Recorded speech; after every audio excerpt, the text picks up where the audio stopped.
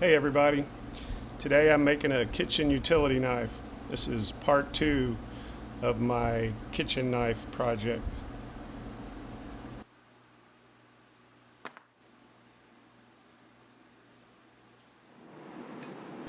So I'm making this out of W1 flat bar, 1/4 inch by 3/4 inch. And here I'm just drawing out the width and bringing the thickness down to probably somewhere around 3/16 of an inch or so.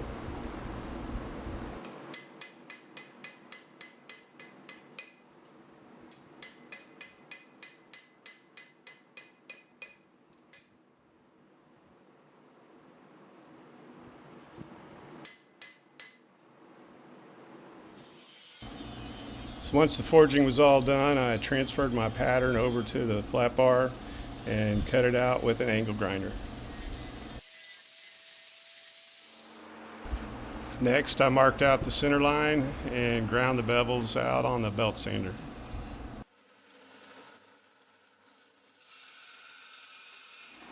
All right, so I've got this cut out, the profile done, got my bevels grinded in here and cleaned up a little bit. Now it's time to drill the holes, and then I'm gonna put some clay on here and try and get a Hamon.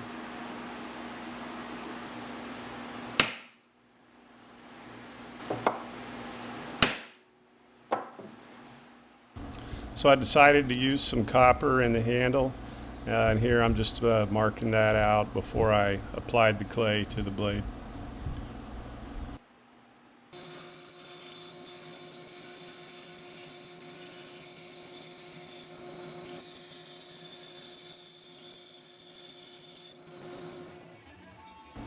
So this is not actually clay, it's refractory cement mixed with a little bit of water.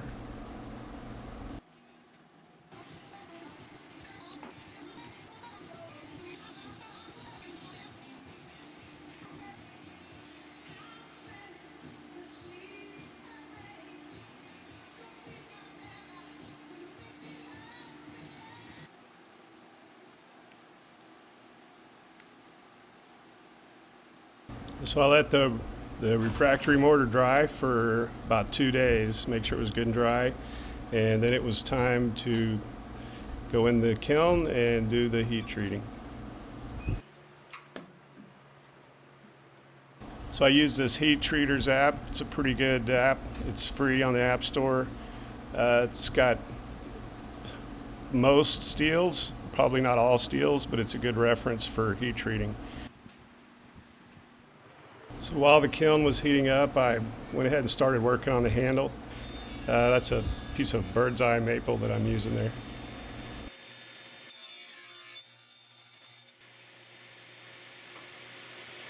So the heat treating was done at 1450. I let it soak for 30 minutes, then quenched it in Parks 50. So immediately after the quench, I tempered it in the oven at 450 degrees for an hour. Then took it out and let it cool.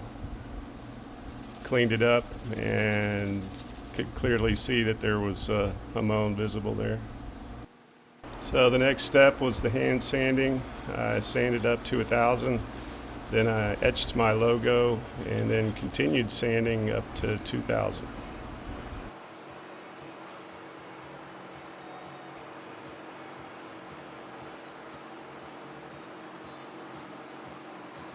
So I used a Cricut to make a stencil from a photograph of a sculpture that I had done. That's my logo, and I'll be posting another video that shows exactly how I did that. And for this etching, I'm just using a battery charger and salt water. I think I used about 1/4 cup of water, a couple teaspoons of salt. And we didn't have any cotton balls. Somebody used them all up, so I ended up using Q-tip.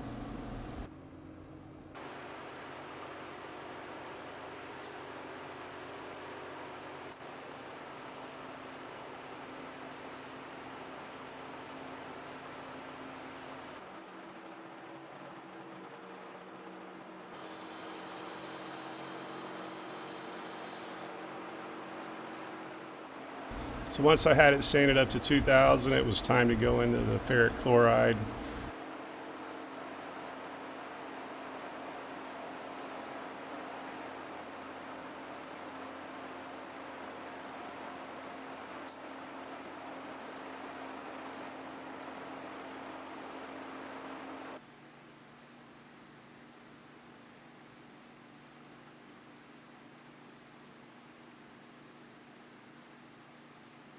So after I etched it, I did the final polishing with 1500 grit silica carbide mixed with 3-in-1 oil.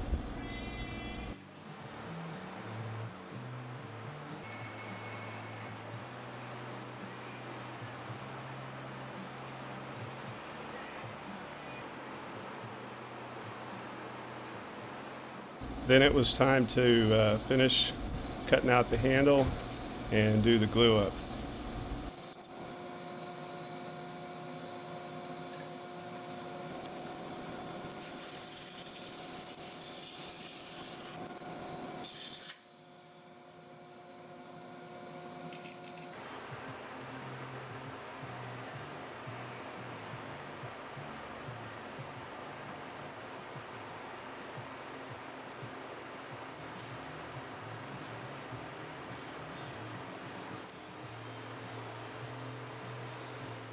So I let the glue set overnight. The next day, it was time to finish working on the handle, get it all sanded down, and put an edge on the blade.